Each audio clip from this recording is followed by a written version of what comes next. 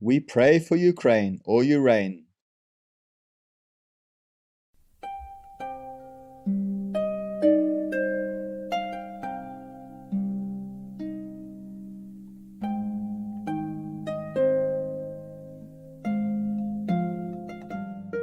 Most people, they think dying is a terrible thing because they're not prepared.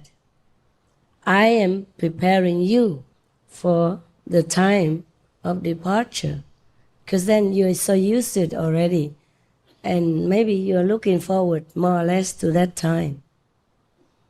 And mostly Master tells you in advance, so you take care of everything before you leave. So nothing bothers your mind at the time of departure. Because if one thing still bothers you, if one thing still gets your attention and your desire, then you'll come back. Not necessarily as a human being, could be a worm, could be anything as long as you can satisfy your desire. So don't desire anything before you die. If you like to eat some apples, for God's sake, eat it. Eat 10 if you want to, and then go with ease. If you still want to eat an apple the moment you exit, then maybe you have to come back, not as a human, not even as a vendor of apples, but as a worm inside an apple to eat.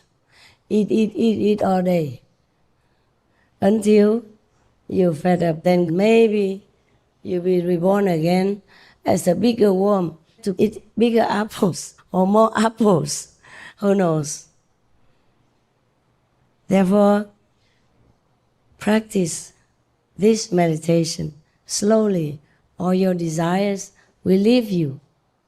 You don't have to cut off the desires suddenly, except the ones that are harmful to you, like alcohol, drugs, meat, fish, animal people, products, intoxicant products. Otherwise, you don't have to cut everything else suddenly. You can do it gradually, okay? Every other thing, except the things that are harmful to your spiritual practice. And excuse me, many people ask me this question: is sexual activity harmful to spiritual practice? Tell me, is it or is it not? Yes or no? Yes. Yes. Do you know why? Huh? You know it is, but because the masters say so. But do you know why? No. No. People sometimes they don't love the person, so they don't attach to that person. What?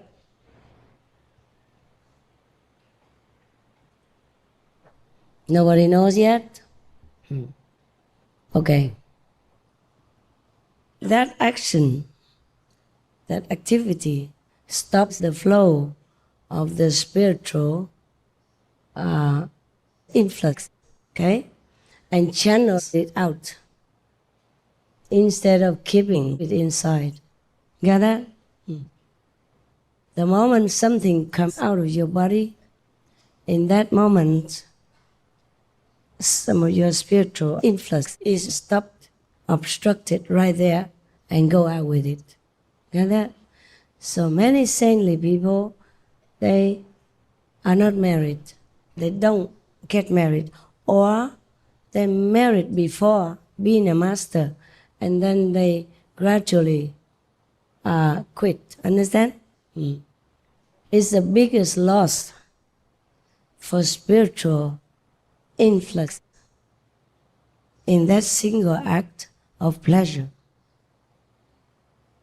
But don't fear a lot, because if you married, mostly after a long time, this kind of sexual desire wears off. So St. Paul in the Bible, he say, it's better to be single, like me, meaning him. But if you cannot, then okay, you get married. But temper your desire. Yeah. luckily, mostly married people, after they're married, they will be busy, building a house together, taking care of the home, having children, a lot of work. So they exhaust their brain power of desire. So mostly after getting married, you kind of taper off, and slowly you will gradually have no more time for that. One time, one of the monks asked me what he can do, because he was a monk long time ago, many years ago. But at that time, I was still very shy, so I told them to edit that part. At that time, I was young. Even to mention the word sex, I could not. Yeah, really.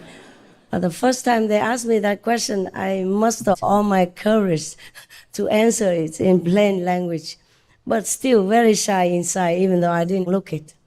Many times, people, the disciples or non-disciples, ask me that question. I answer, and then I told them, cut it off. Nobody wants to know this kind of thing. Nobody needs it. But many people need. As the years roll by, I understand that humans really still need to ask that question and still need an answer. So today, I answer you. I don't feel that shy anymore. Too old now, I guess. Got used to the word. I'm telling you this in case you still want to know, okay? Because that kind of action, it seems harmless, yeah? It seems like it gives you only pleasure.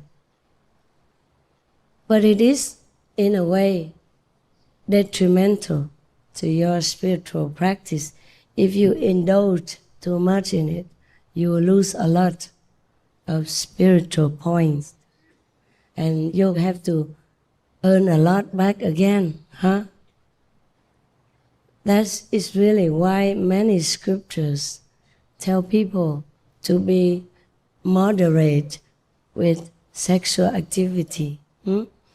And they advise you, or the masters advise you also, better not to have this physical contact, okay? Intimate contact before marriage.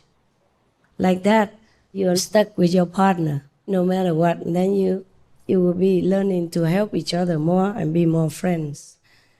That, because you don't have any choice, any other thing to compare with, better or worse, good or not good. You just stuck together, and that's good for you. If you have good intimacy with your partner, well, okay, enjoy it while it lasts. If you don't, even better for you. You see what I mean? That's why they advise you not to have physical, intimate contact with your partner before marriage. Well, of course, I didn't know all that. Please don't think I knew all that before, okay? I just knew it as the years of practice, as I learned more from heaven. Because when I'm in this body, borrow or not borrow, I still have to stay in it. And I still have to suffer like everyone else. I have to learn different things, okay? But many things I don't learn from humans' world, except the emotional up and down, or the suffering, physical, mental, that I have to experience also through the body.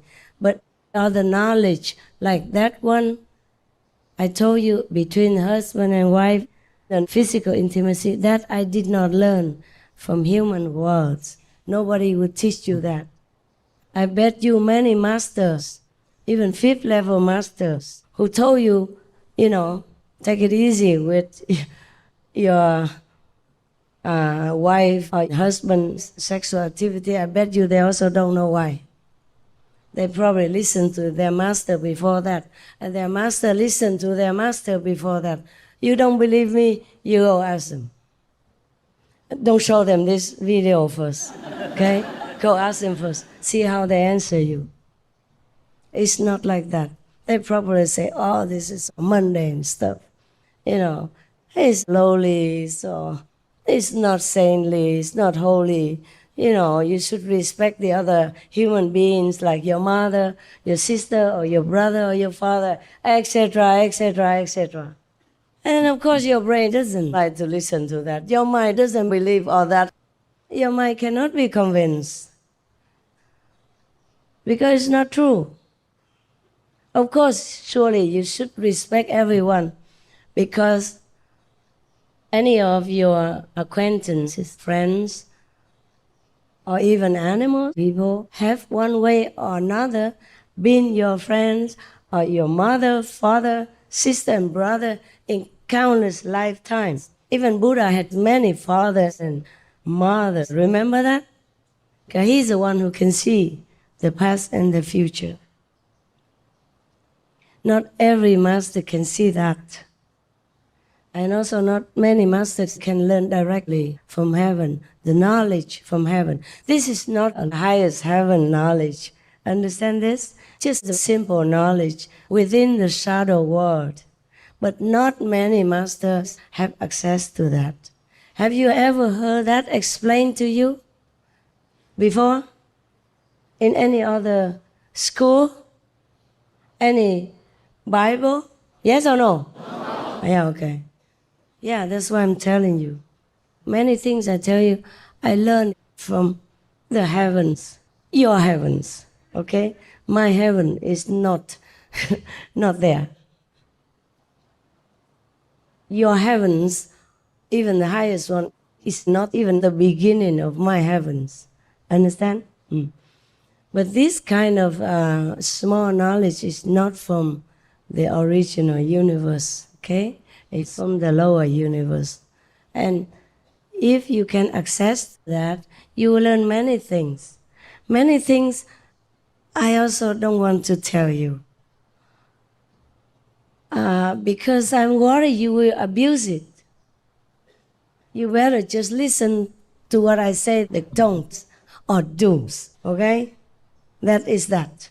Because you will abuse it. Look at this, it's the proof for the most heinous abuse that any spiritual world would not be able to imagine. Writing the names of the heavenly abode for your trousers, your shirt, and whatever, and mix it together with baby nappies or your monthly menstrual underwear. Maybe God doesn't mind, but the lower gods will mind. They count everything wrong you do and make excuses to punish you, to take away your spiritual merit, to take away the connection with you, the collective merit. So many things I am afraid to tell you. For example, people who drink alcohol, I'm not telling you what, I'm just telling an example. This is true, but I'm not telling you the remedy because I'm worried you will abuse it. If somebody drinks alcohol, for example, if I have to drink alcohol for any reason at all that you can think of, I could dilute the alcohol effect. I could nullify it by simple material, something from this world only. Don't have to go to even astral level to cure the alcohol effect and damage to your body and other spiritual concerns. Everybody tells you alcohol is bad for you, don't drink. That you know. Because you get drunk, you damage your nerves, your brain, and if you're older, the damaged brain tissue doesn't grow back. You know that. Everybody knows or not? Yeah? Well, if you do research, you know.